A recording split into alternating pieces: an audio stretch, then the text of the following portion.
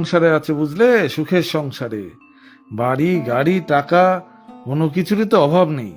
Fati কোম্পানিতে কাজ করে তোমার দাদা তার বউকে কি খাওয়াবে সে কথা ভেবেছো?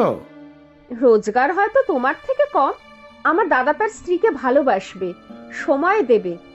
এই শুরু হলো তোমার ঘ্যান ঘ্যান। ভালোবাসার আর কোনো দাম নেই বুঝলে। টাকা কথা বলে, শুধু টাকা। শুয়ে পড়ো রুমা, কাল আবার তাড়াতাড়ি অফিসে যেতে হবে আমার।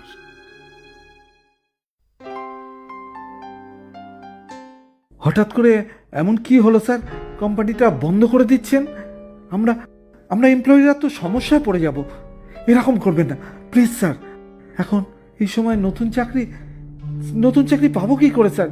স্যার স্যার ফোনটা রাখবেন না স্যার, প্লিজ।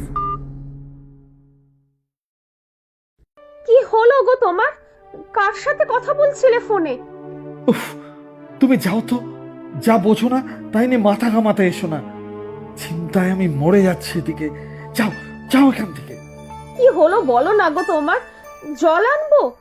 রোমা, আমার সব শেষ। আমার চাকরিটা আর নেই। আমি বেকার বেকার আমি। সে কি গো, কি হলো হঠাৎ? তুমি শান্ত হও।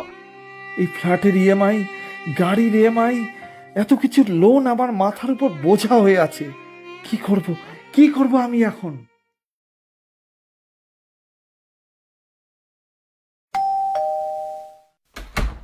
দাদা, তুই এসেছিস? দেখ না কোথা থেকে কি হয়ে গেল। জামাইবাবু কোথায়? নিয়ে চল আমাকে। ঘরে শুয়ে আছে, চল ভিতরে। জামাইবাবু আসবো? কে? বাপি? বাপি এসেছো? বসো বসো এখানে। কেমন আছো জামাইবাবু এখন? কেমন আর থাকবে বল, সারা দিন শুধু দেনার চিন্তায় পাগল। ডাক্তারবাবু বলেছেন এরপর থেকে এত বেশি চিন্তা করলে অসুস্থ হয়ে যাবে। এত চিন্তা কিসের জামাইবাবু? আমরা তো সবাই আছি তোমার পাশে। আপদ বিপদে আপনজনই তো পাশে থাকবে সাহায্য করার জন্য। আমি তো ওকে সেটাই বুঝিয়ে যাচ্ছি। পাশে থেকে আর কি করবে? পারবে আমার এই এত দেনা শোধ করতে? পারবে না, পারবে না।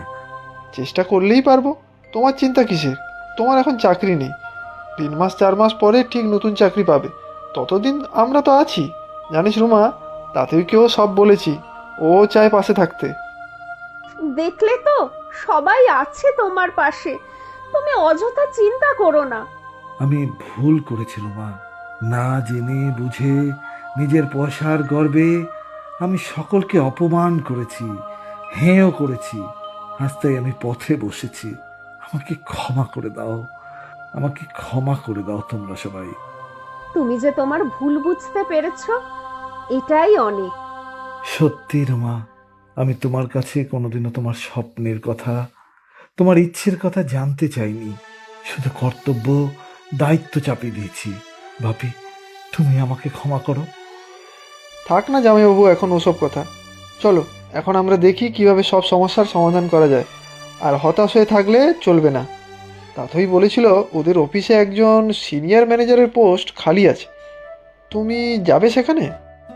সত্যি আমি যাব সেখানে। তোমরা পাশে থাকলে আমি আমার মনের জোরও ফিরে পাবো। এখন বুঝতে পারছি কেন সেদিন ওই বৃদ্ধ ভদ্রলোকটি ওই রকম কথা বলেছিলেন। নিশ্চয়ই এমন কিছু হয়েছে ওনার সাথে যার জন্য আজ উনি রাস্তার ভিখিরি। আচ্ছা, তোমরা দুজন কথা বলো, আমি চা নিয়ে আসছি।